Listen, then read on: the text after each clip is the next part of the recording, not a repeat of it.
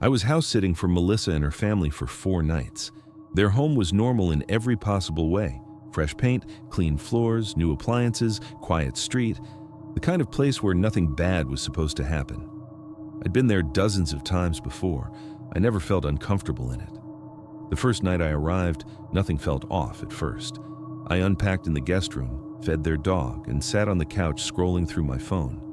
The house felt peaceful, maybe even too quiet, but not in a creepy way. Just a calm, empty house kind of quiet.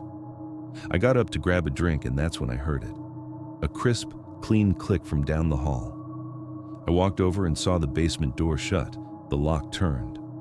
I definitely hadn't locked it, but I assumed maybe I brushed it earlier and didn't notice. I unlocked it, turned on the hallway light, and glanced at the basement door frame. Nothing strange. I went back to the living room. About an hour later, it clicked again. This time, I froze mid-step. That sound was unmistakable. It echoed through the hallway like someone had pressed their thumb firmly against the lock from the other side. I walked over slower this time, feeling this weird pressure in my chest, the kind that tells you something is wrong before your brain catches up. Sure enough, the door was locked again. I unlocked it, but this time, I left the hallway light on. I didn't want any shadows near that door. Eventually, I decided to get some sleep. I turned on the lamp by the bed and sat for a bit, scrolling until I felt tired. I must have dozed off around midnight. At 1 a.m., I woke up instantly, like something had shaken me awake. At first, I didn't hear anything. Then, there it was. A quiet, dragging scratch, like fingernails tracing the inside of a wooden door. I sat frozen, trying to figure out if I was imagining it, but the sound continued, slow, deliberate, moving up and down the door. Not frantic, not animal-like, methodical. When I stepped into the hallway, the sound cut off like someone hit a mute button, not faded, stopped, as if whatever was making it sensed exactly when I was there. The door was locked again. I stared at it for a long time, feeling like something on the other side was waiting for me to touch the knob. I backed away slowly and returned to the room, leaving the lamp on until morning. The next day, Melissa texted me asking how things were going. I hesitated for a full minute, then asked if the basement door ever locked itself. Her reply came immediately. "Please tell me you didn't open it." I said I hadn't, and she wrote back, "Whatever you do, don't unlock that door at night. We'll explain when we get home." I didn't even know how to respond to that. It made everything from the night before feel 10 times worse. It meant they already knew something was wrong with that basement. They just didn't tell me. The whole day I kept catching myself looking toward the hallway, even though it was bright outside. The dog kept pacing, sniffing toward that direction, then backing up fast like she didn't want any part of it. Every time I walked to the kitchen or living room, I felt like someone was watching from down that hall. Night fell again, and the house instantly felt different, heavier. The air in the hallway felt cold in a way that wasn't related to the thermostat. I kept the TV running just to distract myself. Around 10:50 p.m., the dog lifted her head and stared toward the hallway. Her ears went straight up. She didn't bark, she just stared, then slowly lowered her head and whimpered. A minute later, click. The basement door locked again. Then the scratching started. Slower this time, deeper, dragging longer against the wood. Almost like whatever was doing it was closer to the door than before. I grabbed the dog and went upstairs. I tried to sleep, but every few minutes I'd swear the house shifted, like someone was walking somewhere quietly. Even the floors felt like they creaked in different spots than usual. The third night, the silence hit me harder than the noises did, because there were no noises. It felt like something had changed, like whatever was behind the door wasn't pacing or scratching anymore. Around 2:30 a.m., I noticed the dog breathing weird, short and shallow, like she was scared. She was staring down the stairs, perfectly still. I followed her gaze. The hallway downstairs was completely dark, except for the faint nightlight glow. And in that silence, I became aware of this strange heaviness, like someone was standing on the other side of the basement door, leaning against it. Then I heard it. A single heavy step, right behind the basement door. Not faint, not distant, directly behind it, like something had shifted its full weight from one foot to the other. I don't think I've ever moved faster in my life. I closed the bedroom door, locked it, and sat awake on the floor with the dog beside me until the first bit of daylight finally reached through the windows. When Melissa and her family finally came home, she didn't even ask how things were. She just asked, "Did you open the basement door?" I told her no. She let out this breath I didn't even realize she'd been holding. Then she told me everything. They'd been hearing noises for months, soft ones at first, scratching, knocking, footsteps, only ever at night. They assumed animals, so they called someone to check. Nothing, no droppings, no tracks, no entry points. The whole basement was perfectly clean. Then the noises started getting closer, not just in the basement itself, right at the door. Her husband heard what I heard, something standing on the other side. After that, the lock started turning on its own. They'd wake up to it locked every morning. They stopped going down there at night. Eventually, they stopped going altogether. They didn't know what was down there. But they knew one thing for sure. It only ever made noise after dark, and it did not want the door open. When I left, the basement door was shut and locked tightly. I didn't touch it. I didn't even look directly at it. But as I stepped out the front door and closed it behind me, I swear I heard a soft shift of weight from the hallway, like something had been waiting, listening, making sure I was really gone. I used to work evening shifts at a small family-owned market. It wasn't a big store, just 2 aisles, a back office, a tiny loading area, and a front counter with dusty windows facing the street. It always felt a little old, a little dim, like the lights were never as bright as they were supposed to be. But I never had a reason to be scared of the place. Until last December. I was covering a holiday shift for a co-worker, which meant I was alone from 6 p.m. to midnight. December nights get dark fast, and by 6:10 the windows were already black. I kept myself busy, straightening items, checking dates, sweeping the floor. The usual. Around 7:30, I noticed something strange. Every time I walked down the snack aisle, one specific bag of chips would be lying on the floor. I'd put it back, walk away, come back 10 minutes later, and it'd be there again. Same bag, same spot. I thought maybe the shelf was tilted or customers were brushing it off without noticing. But after the 3rd time, I stayed in the aisle a little longer, staring at it like it had something to tell me. It didn't move. I put it back and walked to the counter. At around 8, an older man came in. He didn't buy anything. He only asked, "You're working alone tonight?" When I said yes, he nodded slowly, like he expected the answer. Then he said something I didn't understand until much later.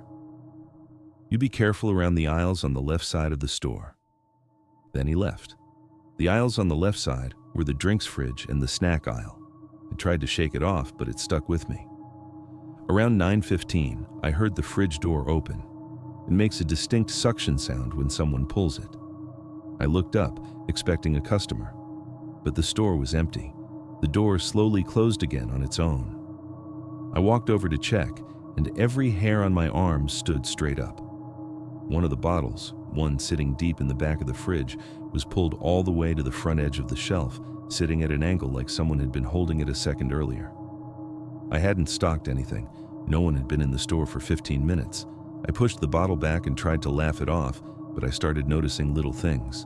Soft taps on shelves, a faint thud in the back room, the sound of something shifting weight lightly on the floor, but never when I was looking.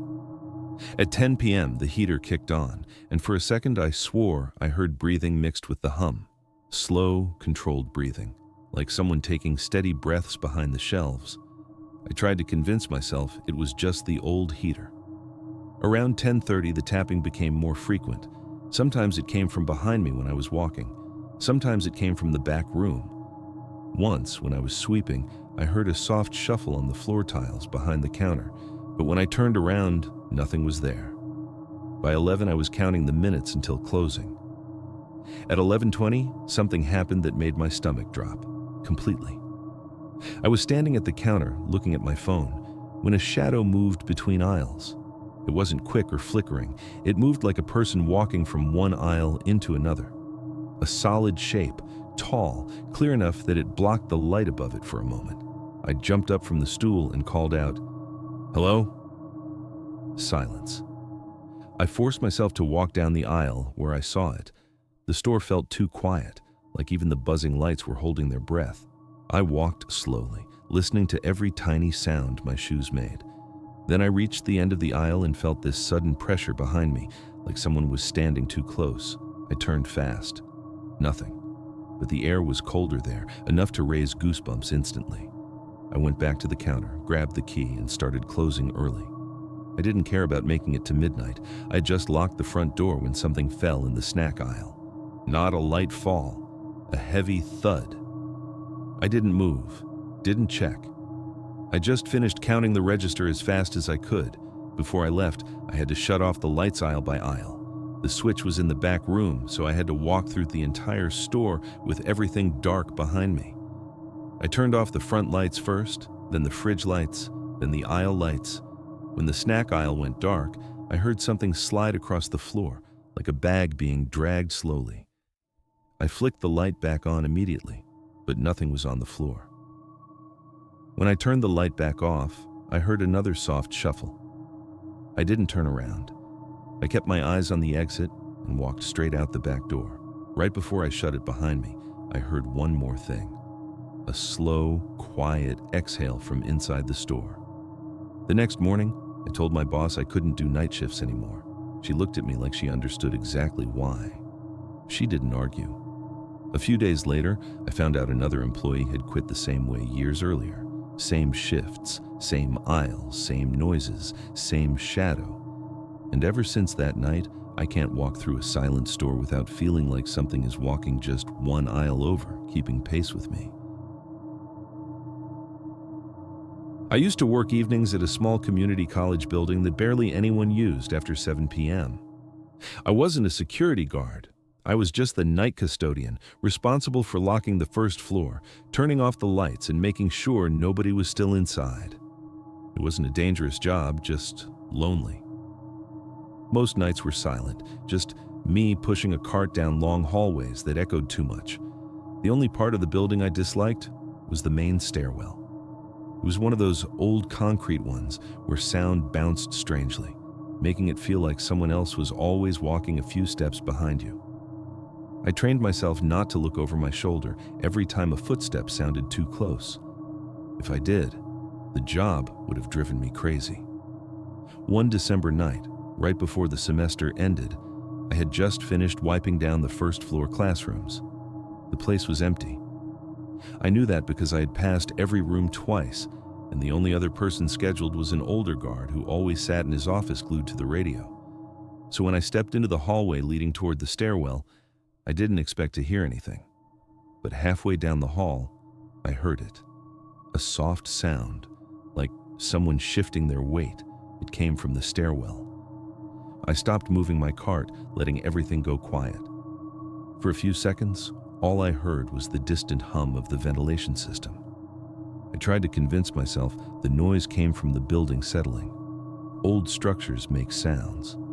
I knew this, but something about this one felt off. It wasn't random. It sounded deliberate, like someone adjusting their stance. I walked toward the stairwell anyway. It was part of the job. I had to check it before closing up. As I approached, a cold draft slipped through the cracked door. The stairwell lights were always left on at night, so the second I pulled the door open, that familiar pale yellow glow spilled out. Everything looked normal. The stairs up were empty. The steps leading down to the basement level were also empty. Nothing seemed out of place, and yet, the longer I stood there, the more I felt watched, like eyes were pressing into the back of my neck. I held my breath and listened. That's when it happened again. A soft scrape. But this time, it came from below. Not the steps, not the landing, beneath them. There was a crawl space under the stairwell. It wasn't even a real room, just a deep triangular cavity where maintenance stored old paint buckets and electrical boxes. I didn't like going near it. Nobody did. It always smelled faintly of dust and cold concrete. I walked down the first few steps, just far enough to lean over the railing and look. The crawl space was dark, completely dark. The overhead lighting never reached that deep corner. But when I strained my eyes, I realized something that froze me. There was a shape in the dark, not moving, not speaking, just there. I couldn't see detail, only an outline. a hunched figure, barely distinguishable from the shadows. For a second, I thought maybe it was equipment someone left behind, but then the silhouette shifted slightly, just enough to prove it wasn't an object. Someone was underneath the stairwell, watching me. My throat tightened. Every instinct screamed at me to leave, to go get the guard, but I couldn't pull my eyes away from that shape. I didn't move until the figure did something so small, but so horrifyingly clear, it broke me out of my frozen state. It inhaled. I heard it. A shaky, quiet breath from the darkness. I backed up slowly, keeping my eyes on the crawl space as I climbed up the steps. I didn't want to make a sound. I felt like if I moved too quickly, whatever was down there would bolt up toward me. I reached the landing and stepped backward into the hallway, pulling the door halfway closed, not fully, in case noise triggered whatever was under there. Then, from the darkness, a whisper of movement, a shift, a shuffle, a faint thud, like a knee touching concrete. I didn't wait. I abandoned my cleaning cart and walked as fast as I could down the hallway, not running, but close to it. I turned the corner and nearly collided with the security guard stepping out of his office. He took one look at my face and said, "What happened?" "There's someone in the stairwell," I said, trying to keep my voice steady. "Under the steps." He didn't ask questions. He just followed me back, one hand on his radio. But when we reached the stairwell, the crawl space was empty. The shape was gone. Nothing but some old paint cans and a stack of folded tarps. The guard checked every corner, every hallway, every exit. Nobody else was inside, no signs of forced entry, and no footprints outside in the snow except my own. We locked up early that night. The next evening I came in for my shift. But before I could even clock in, the head of maintenance called me aside. She asked me a strange question. Had I ever seen a homeless man around the building? Someone maybe slipping in when a door was left open? I told her what happened the night before. Her face shifted, not shocked, but worried. She said, 2 classrooms had signs someone slept in them. Blankets, trash, food wrappers. Whoever it was knew the building. I didn't want to ask. I really didn't. But I did. Did they ever find him? She shook her head. No, he's still somewhere out there. I never cleaned alone at night again. Every time I passed the stairwell, even with other people around, I felt it, that same cold awareness, because I knew with absolute certainty that whoever was hiding under the stairwell, they weren't just passing through. They were waiting, silent, patient, watching anyone who got too close, and I had gotten closer than anyone should. I grew up in a quiet neighborhood where nothing ever really happened. The kind of place where everyone left their porch lights on during December and kids played outside even when it got dark too early. Our house sat at the end of a dead-end street, backed by a long stretch of woods that always felt deeper than they really were. When I was 16, my family went through a phase where we kept hearing things at night. Little things, subtle things, a tap on the siding, a faint crunch of snow under footsteps. My parents always brushed it off as animals moving through the yard. We lived near the woods after all. But one night, I realized it wasn't animals. It was a person, and they had been coming back for weeks. It started near the beginning of December. I was up late playing games, headphones half on, half off, so I could hear if my mom called me. The wind was loud that night, rattling the window next to my desk. I didn't think anything of it until the rattling changed into something sharper. A knock, then another. Not loud, not frantic, just deliberate. I froze in my chair and slowly turned toward the window. The blinds were down, the string gently swaying from the heat vent. For a second, I thought maybe the wind really had hit it weirdly. I leaned closer. Then the knock came again. 2 steady taps, right at eye level. I backed away from the window so hard, my chair hit the wall. I didn't open the blinds. I didn't want to see who or what was on the other side. I ran to my parents' room and told my dad someone was outside. He didn't hesitate. He grabbed his flashlight and went out the back door. I stayed behind him on the porch, gripping the railing with numb fingers, watching the beam sweep across the yard. Nothing. Fresh snow, no prints, no movement, nobody. My dad shrugged it off, but I couldn't sleep. Every little sound made me tense up. Every creak felt like a warning. I thought that was the end of it, until a few nights later, when it happened again. This time, the knock came from my sister's window. She screamed so loudly my parents and I bolted down the hallway. She was sitting in the middle of her bed, shaking, pointing at the window. My dad rushed outside again, but like before, there were no footprints, no traces, nothing. For the next week, the knocks came sporadically. Sometimes on the kitchen window, sometimes on the living room one. Always late at night, always 2 taps, always deliberate. By mid-December, my dad had cameras put around the house, cheap ones, the kind you stick under the gutters and sync to your phone. For the first 2 nights, they caught nothing. The third night, though, that's when we finally saw him.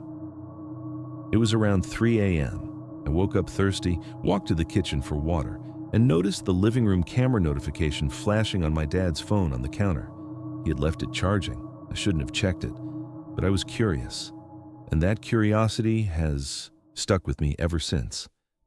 I tapped the notification. The feed loaded. At first, all I saw was our empty front yard blanketed in snow, illuminated by the soft street lamp. The air looked still. But then, from the very far edge of the frame, a shape moved. A person walking slowly, deliberately, toward our house. He wore a dark hoodie, the hood pulled low, hands in his pockets. He didn't run, he didn't look around. He stepped calmly through the snow, leaving a neat line of footprints behind him. When he reached the front window, he leaned forward slightly, just enough for his hood to shadow his face completely, and lifted one hand. Tap, tap. Then he stepped out of view. I stared at the screen for a full minute, waiting for him to come back into the frame. But he didn't. It was like he disappeared into thin air. My heart was pounding so hard, I thought I'd wake the whole house. I woke my parents again. My dad reviewed the footage twice, jaw tightening. He grabbed his coat and stepped outside, looking for prints, but once again, they were gone. The snow was smooth, untouched, like the camera had filmed a ghost, but it hadn't. The next day, my dad installed stronger lights and upgraded the cameras. My mom told us to keep the blinds closed at all times. My sister refused to sleep in her room and started staying in mine. But the worst night wasn't on camera. It happened 3 days before Christmas, during a snowstorm. The wind howled against the house and the walls shook. Around 1 a.m., I woke up to a sound I will never forget. Not tapping, not knocking, breathing, right outside my bedroom window. Slow, steady, human. I couldn't see anything through the blinds, but whatever was out there was standing close. So close, the fog of their breath lightly brushed the glass. I could hear it, feel it. I didn't move, didn't speak, didn't breathe. Then, after what felt like a full minute, the breathing stopped, followed by 2 soft taps. I couldn't scream. My voice wouldn't work. I slid out of bed and crawled to my door, opened it quietly, and woke my parents with shaking hands. My dad rushed outside again, but the storm had covered any traces. No prints, no marks, nothing. That was the last night we stayed in that house. My parents arranged to stay with family until after the holidays, and by the time we came back, the knocking never returned. The cameras never caught anything else. No neighbors saw anyone suspicious. We eventually moved the next year. Sometimes I think the guy was just someone passing through, someone using the woods as a path, someone who got too comfortable knocking on random windows at night. But part of me knows, deep down, he wasn't wandering. He was choosing, watching, returning again and again. And the worst part? He never tried the doors, never tried to break in. He just wanted us to know he was there. I had just moved into my first apartment by myself. It was a small second-floor unit in a building that had been around for decades.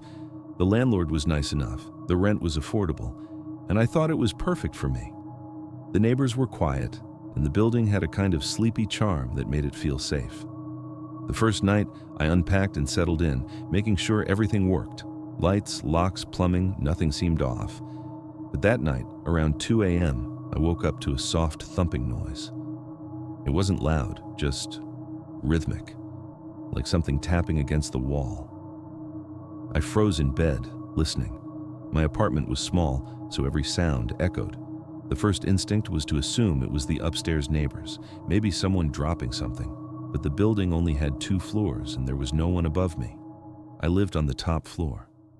I tried to go back to sleep, but the thumping returned. It sounded like it was coming from the kitchen, then stopped abruptly. Every time I sat up to listen, it would pause, as if it knew I was paying attention. The next night, it happened again.